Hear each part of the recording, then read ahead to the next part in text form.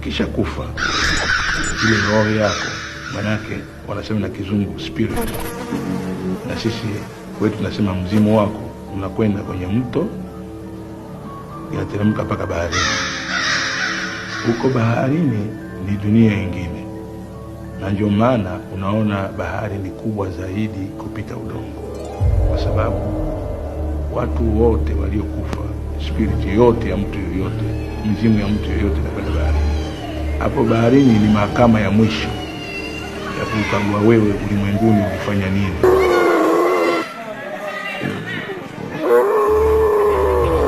Ili uende sehemu pazuri au uzaliwe tena huko huko hapa duniani kwenyewe mazambi. Duniani ni motoni, kwa sababu hakuna kitu chochote unaweza kufanya duniani bila kutoka jasho.